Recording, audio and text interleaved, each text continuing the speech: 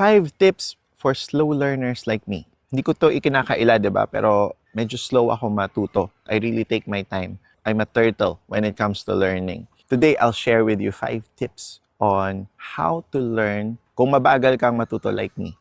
Number 1 is take your time when reading a book. Huwag mong madaliin. Kasi the goal is not to finish the book. The goal is to take as much lessons from the book as you can. So, kung isang pasadahan lang pero hindi mo siya nanamnam, hindi mo na-digest properly yung information kasi you were rushing into it, parang yung purpose mo was to finish the book, to complete it, parang ma-check na siya sa to-do list mo, then sayang yung oras, di ba? So, i-digest mo lang siya slowly. Every word in those books are written for a reason. May purpose yan eh. Kung hindi mo naintindihan yung sentence, balikan mo. Kung hindi mo naintindihan yung paragraph, balikan mo. Kung hindi mo naintindihan yung chapter, balikan mo. Kasi huwag kang mag-move on to the next one without understanding the previous concept. Kasi sayang. Sayang yung opportunity to learn. So take your time with it. Second tip is to write notes. Kung naintindihan mo kasi siya, pero hindi mo siya sinulat, you will forget about it eh. After the book is finished, hindi mo na siya maaalala. Pero pagka sinulat mo siya, pagka nag-notes ka, you will retain it better. So, the second tip is to write down notes so that you can remember it better.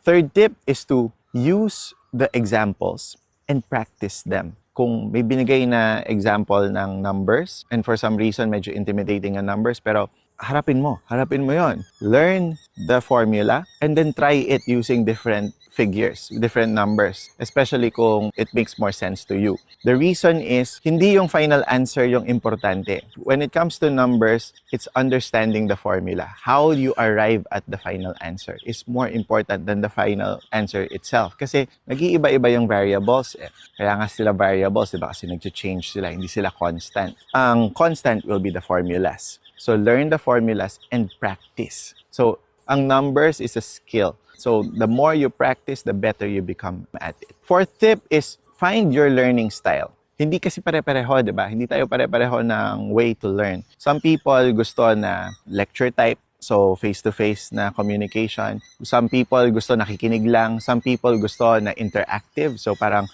I question everything. Some people gusto nagbabasa. Some people gusto nagbabasa, nagsusulat. Some people gusto nagbabasa, nag-highlight. So, find your learning style. Kung hindi mo kasi alam kung ano yung learning style that works best for you, then baka kung ano lang yung ibigay sa'yo, yun lang yung tatanggapin mo. Pero kung hindi siya style mo, it might be, your learning will be substandard. And you don't want that kasi nga, slow learner ka na eh. So, understand what the learning style is and focus on that. Adult ka na ngayon, so you get to choose kung anong learning style ang i-implement mo sa buhay mo. Fifth tip is go back to the basics and master it. Malayong mararating mo kung master mo yung basics eh. And marami kasi, lalo na sa investing, na parang they want to sound smart. So they use highfalutin words. They use technical jargon. Parang with the intention being to intimidate people or to make them sound smart.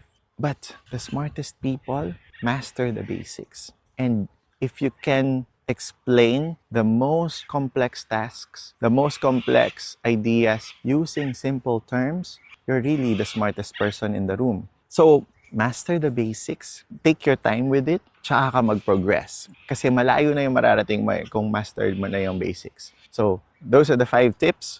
Oh, I'll give you a bonus. Bonus tip for slow learners like me. Kung busy yung mind mo, don't read. Magsulat ka. Write down. Mag-journal ka. Write down your thoughts. Kasi if your mind is busy and you try to add more information in, you won't be able to absorb it anyway. So instead of reading, when your mind is busy, just focus on writing. Sulat mo lang. Write it down. It doesn't matter kung tama yung grammar, you can correct it later. When you're writing kasi, you write, and then you edit after.